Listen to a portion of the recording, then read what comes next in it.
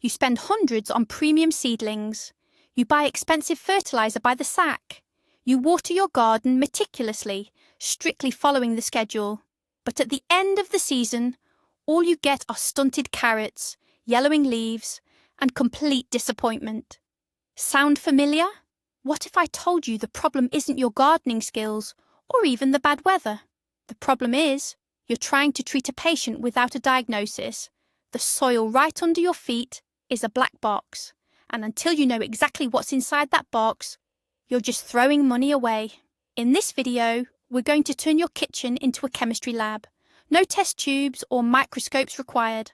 I'll show you 5 simple yet powerful tests that can tell you everything about your dirt in under 10 minutes. You'll finally understand why your neighbour harvests buckets of tomatoes without lifting a finger while you struggle for every single plant. Ready to uncover the truth about your yard? Let's dive in. Before we grab our shovels, let's clarify one crucial point. Soil isn't just mud we stick roots into. It's a living organism with its own character, structure, and chemistry. This living system has 3 key indicators that determine whether anything you plant will thrive. The first is its texture, or mechanical composition. Simply put, how much sand is there versus how much clay. This dictates how well your soil retains water. The second is acidity, or pH level. If the soil is too acidic or too alkaline, your plants will essentially block the absorption of nutrients. You can bury them in fertilizer, but they will starve right next to a full plate. And the third is structure. Is the soil airy and breathable, or is it compacted like concrete? To figure all this out, you don't need a soil scientist. All we need is a jar, water, vinegar, baking soda, and a little bit of observation. Now, let's break down each step. Let's start with a fundamental mistake that 90% of home gardeners make. They grab their test sample right off the surface of the garden bed. That's the wrong way to do it. The very top layer is often exposed to the elements, mixed with old mulch, or full of recent compost applications. It's simply misleading. To get an honest, reliable reading, you need to dig deeper. Grab your spade or trowel. We need a sample taken from the primary root zone, the depth where the majority of your plant's feeding roots live. For most common vegetables, that means digging down about 6 to 8 inches. For established trees and shrubs, you should go deeper, at least 12 inches. And here's another critical point. Never take a sample from just one spot. The soil composition can vary wildly, even within a small area. You might have heavy clay right here and just 10 feet away, pure sand. You need to take 4 or 5 subsamples from different spots around the area you are testing. Mix them thoroughly in a clean bucket, making sure to remove any rocks, thick roots, or large clumps of debris. Now you have a composite honest sample, an average representation that we can finally work with. This is your baseline. Without a properly collected sample, every subsequent test you run will be completely meaningless. Let's transition now to the oldest and arguably most reliable method for determining soil texture, a technique even seasoned field geologists still use. It's often called the wet sausage or the ribbon test. While the name sounds a bit silly, the results are foolproof. Start by taking a handful of your soil sample and adding water until it reaches a thick, dough-like consistency. It shouldn't be runny, but it must be easily mouldable, almost like putty or modelling clay. Place the lump in your palm and try to roll a basic sphere. If the ball completely fails to form and just crumbles when you touch it, well, congratulations, or perhaps condolences. You have extremely sandy soil. This type of soil has high air content and heats up fast, but water and nutrients drain right through it, disappearing like into a black hole. If you manage to form a stable ball, that's a good start, but the test is just beginning. Now, carefully try to roll that ball into a ribbon or worm, approximately the thickness of a standard pencil. You can do this in your palm or on a flat board. If you cannot form a continuous ribbon and it breaks or collapses as soon as you try to roll it out, you're dealing with sandy loam. This isn't a bad soil type, but it definitely still needs plenty of added organic matter. Okay, let's keep going with our soil texture test. Suppose you've successfully rolled out the cord or sausage. It's lying there, nice and intact. Now comes the moment of truth. Try to bend this cord into a ring. Take it slow, there's no need to rush. Pay close attention to the soil, especially where you are making the bend. If the sausage crumbles into pieces while you try to form the ring, congratulations, you have light loam. This is often considered the sweet spot or the happy medium for most garden plants. If the ring forms but deep cracks appear all over it, you're dealing with medium loam. This is still excellent soil, very fertile and great at retaining moisture. But if that ring curls up perfectly smooth, without a single crack, as flawless as a donut, well, I have news for you. You've got heavy clay. While this soil is rich in nutrients, it suffers from poor drainage. It suffocates. When it rains, it turns into a bog, and in a drought, it bakes into a brick that you can barely break with a shovel. Now, you have a solid understanding of your soil structure. If playing around with mud doesn't sound appealing, there's a much more scientific and visually impressive method. It's commonly known as the jar test, or the sedimentation test. This will give you the precise proportions of sand, silt, and clay in your soil. First, grab a tall, transparent jar or bottle, one that has straight, parallel sides. Fill it with your soil sample up to about 1/4 of the way. Don't add more than that. Now fill the rest of the container with water, leaving a small gap of air at the very top. Next, add 1 teaspoon of liquid dish soap or some dishwasher salt. This step is crucial. It prevents the soil particles from clumping together, allowing them to settle properly, according to the laws of physics. Close the lid tightly and shake. Shake vigorously for 5 to 10 minutes. Imagine you are a bartender making the ultimate soil cocktail. Your goal is to break up every single clod and lump so that each particle is suspended individually in the water. Once you're exhausted from shaking, place the jar down on a flat surface and leave it undisturbed. Now start timing. The magic starts right away. After about a minute, look closely at the bottom of the jar. You will see the first layer, sand. Sand is the heaviest component, so it settles almost instantly. Quickly grab a marker and draw a line on the jar, marking the height of this layer. It's crucial to do this fast, before the other particles begin to settle. Now you can go grab a cup of tea, because the next stage will take some time. The second layer is silt, or fine silty particles. They will settle after about 2 to 3 hours. You will notice the combined layer has gotten taller, and the colour will likely change. Make your second mark with the marker. The third component, clay, can remain suspended in the water for days. The water will stay extremely cloudy for a long time. Leave the jar completely undisturbed for 24 hours, or ideally for 2 full days. Once the water becomes clear, or nearly clear, you will see the thin, final layer of clay at the top. Put down your third mark. You now have a complete layered cross-section. Your soil sample, layer cake. Now for a little bit of math. Easy math, I promise. You have 3 distinct layers in your jar. The total height of that soil column represents 100%. Using a ruler, measure the height of each individual layer. For example, let's say the total soil column is 5 centimetres high. 3 of those centimetres are sand, 1.5 are silt, and 0.5 centimetre is clay. Convert these measurements into percentages, and then you can consult the Ferry Triangle or any standard soil type chart you find online. But even without consulting the charts, the general picture is clear. If your jar shows 80% sand, your soil is poor. You need to incorporate rich compost and clay. If more than half the column is clay, you likely have serious drainage problems and need to mix in sand and organic matter. The ideal soil balance we are aiming for is roughly 40% sand, 40% silt, and 20% clay. This is that coveted texture known as loam, the perfect soil where, as the saying goes, anything will bloom.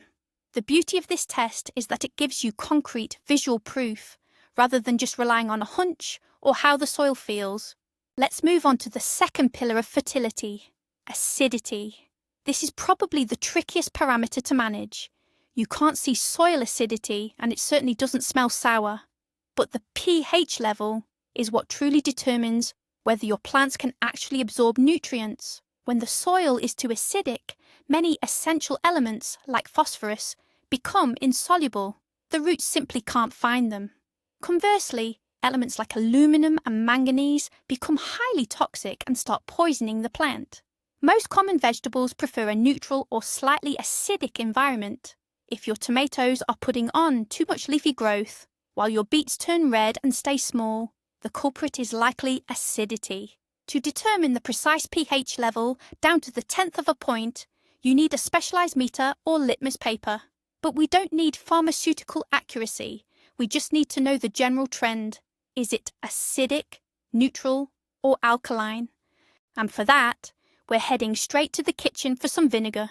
For our first kitchen experiment, we're going to test the soil's alkalinity. Grab a handful of dirt and put it in a cup or on a saucer. Add just enough water to make a thick paste or slurry. Now pour some standard white table vinegar, the 9% kind, right on top. Watch and listen closely.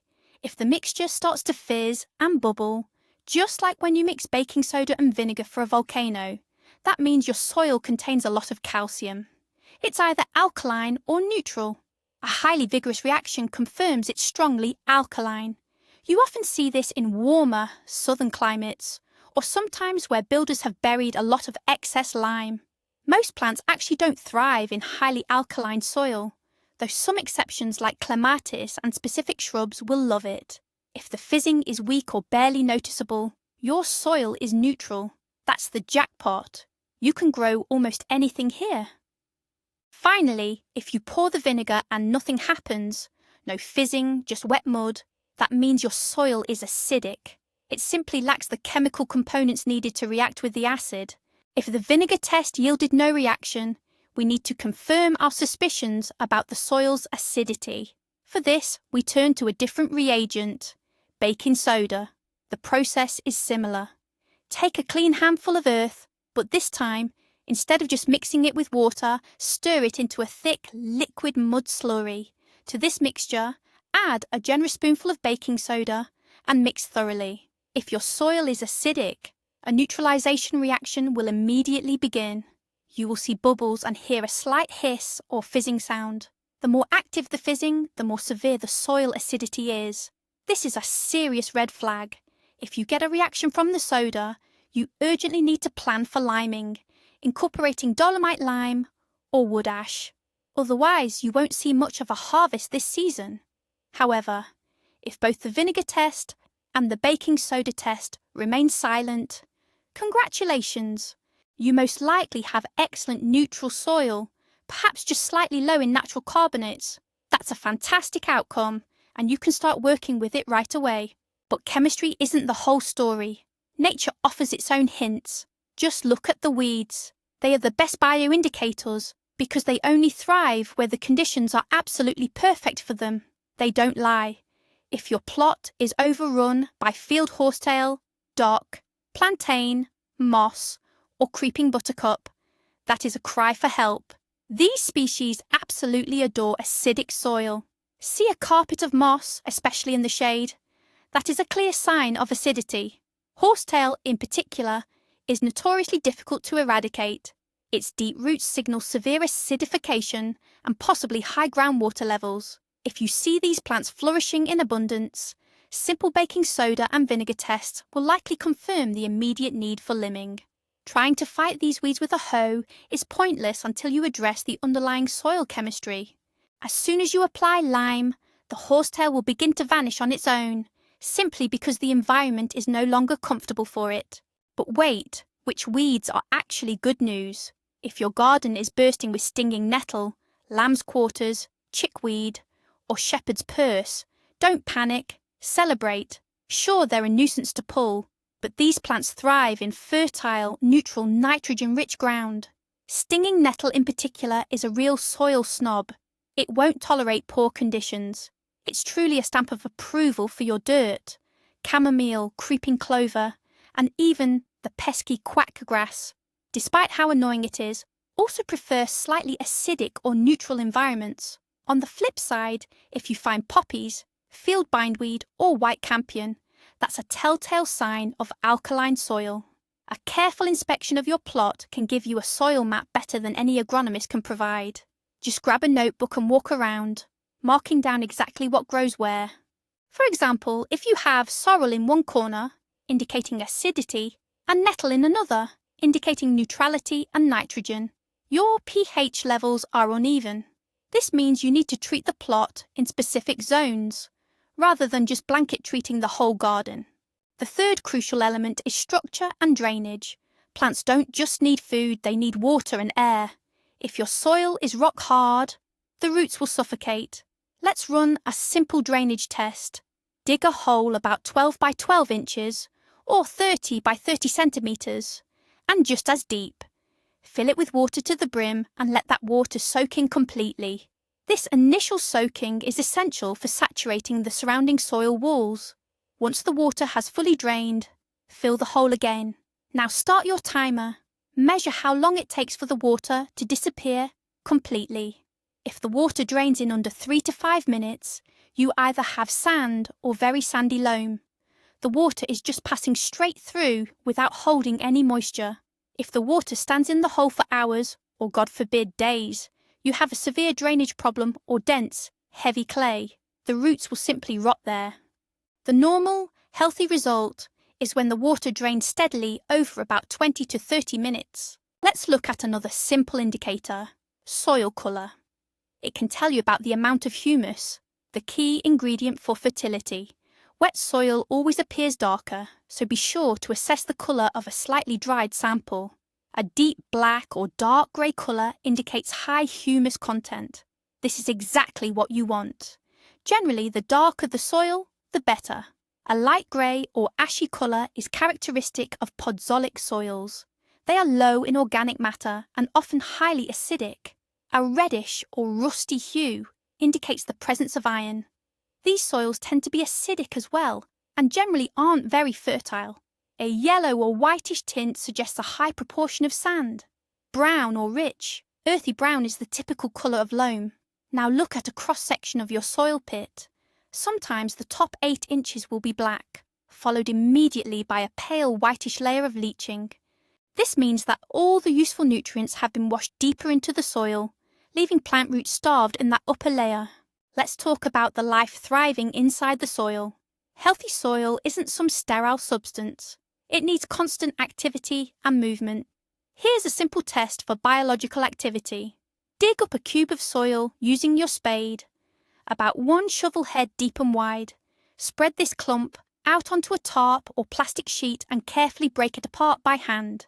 Now count the earthworms. If you find 5 or more large, healthy worms in that volume, your soil is thriving. That means it's rich in organic matter and properly aerated. Earthworms are nature's best tillers and the primary producers of rich humus. But if you find no worms at all, or just 1 or 2 sickly, scrawny specimens, your soil is essentially dead. It might be poisoned by excess chemicals, overly compacted, or simply starving, meaning it lacks sufficient organic matter. You need to urgently incorporate compost, apply mulch, and stop deep digging with the spade immediately so you can restore that delicate microworld. Remember, without healthy bacteria and worms, even mineral fertilizers will only work at half capacity. Here is another crucial detail that's often overlooked: the groundwater level, or water table. It's technically not soil, but it is absolutely critical for successful gardening. In the spring, right after the snow melts, or following a period of heavy rain, check your well, or better yet, use a garden auger to drill a test hole about 5 feet deep. That's roughly 1.5 meters. If you hit standing water less than 3 feet down, about 1 meter, you should forget about planting apples and pears unless you plan on building specialized raised mounds. If you don't, the tree roots will reach the water, they will drown, and the entire tree will suffocate and die just as it reaches maturity. High water tables also keep the soil cold and overly acidic. If the water is consistently close to the surface, you will need to rely on deep raised beds for your vegetables as well. This is the only practical way to ensure the roots stay safely above that critical risk zone. Knowing your water level now will save you from planting expensive trees directly into a guaranteed grave. With all the information gathered, it's time to talk strategy. Let's assume the test confirmed you have sandy soil, the kind where water drains instantly and you can't form a ribbon or ball. What's the solution? Your main job is to create a buffer that locks in both moisture and nutrients. You need to amend the soil by adding clay. Yes, actual clay, either powdered or in a dry granular form. This process is often called claying the soil. Additionally, you need massive amounts of organic matter, peat, aged manure, and compost. And don't forget to use cover crops. In sandy soil, organic matter burns up incredibly fast, often in a single season. That means you must replenish it constantly, year after year. For sandy areas, mulching isn't optional. It's a matter of life and death. Bare sand can dry out completely in under an hour. Cover it with grass clippings, straw, or anything else you can find to lock in that precious moisture. But what if you have the opposite problem? You're dealing with heavy clay, the kind that rolls into a perfect coil, and water just sits in the hole. The strategy here is completely different. We need to break up that concrete-like structure. Clay's main ally is coarse sand. Skip the fine, powdery stuff. That will only make things worse, basically turning your soil into cement. You specifically need coarse, gritty river sand. Incorporate it by the bucketful. The second step is soil de-acidification, or liming, because clay soils are often highly acidic. Third, add organic matter again, but focus on the rough, bulky materials. Use things like straw, sawdust, make sure it's fully decomposed or supplemented with nitrogen, or semi-composted manure. This bulk will create essential pores and air pockets within the soil structure, and this is critical. Absolutely never walk on wet clay. You will compact it so severely that even a rototiller won't be able to break it up later. Only work the clay when it is slightly moist, what gardeners call the state of readiness. Tackling soil acidity. If your DIY tests, like the baking soda check or observing acid-loving weeds, confirm your soil is too acidic, you need to apply deacidifying amendments or liming agents. The gentlest and most beneficial option is to be dolomite lime. It provides the added bonus of magnesium. Wood ash works too, but its effect is fast and short-lived. Plus, it adds extra potassium and phosphorus. Hydrated lime, or slaked lime, is the heavy artillery. Since it's aggressive, it's usually best to apply it only in the fall. Crucial point: never try to adjust the pH drastically or quickly. Apply your chosen amendments gradually, maybe once every 2 or 3 years. Also, remember that some essential garden plants, like blueberries, hydrangeas, or rhododendrons, actually require acidic soil. Do not lime these areas.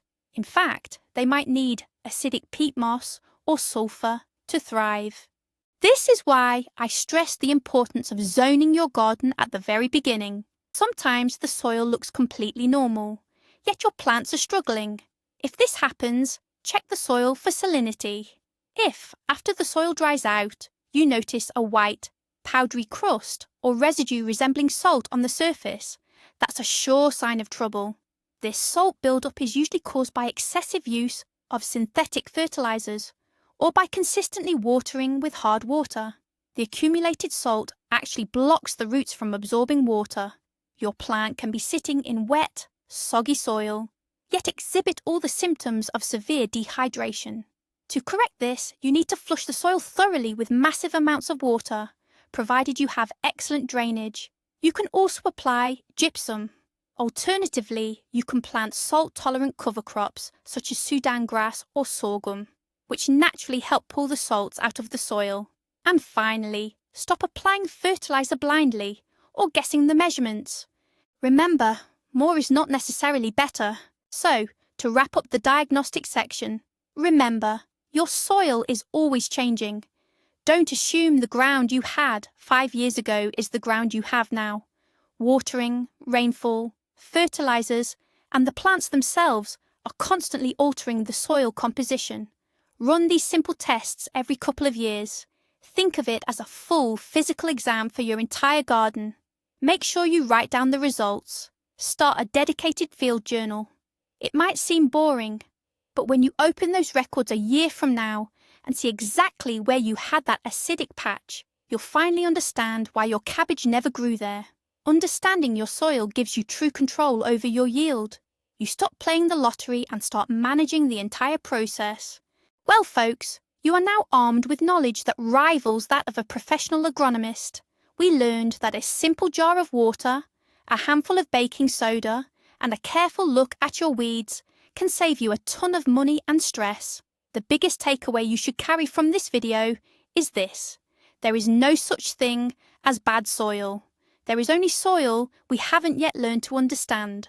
Sand can be compacted, clay can be loosened, and acidity can be neutralized, but you have to approach it strategically and with intention. Just imagine how your garden will transform when you give every single plant exactly the kind of soil it truly wants.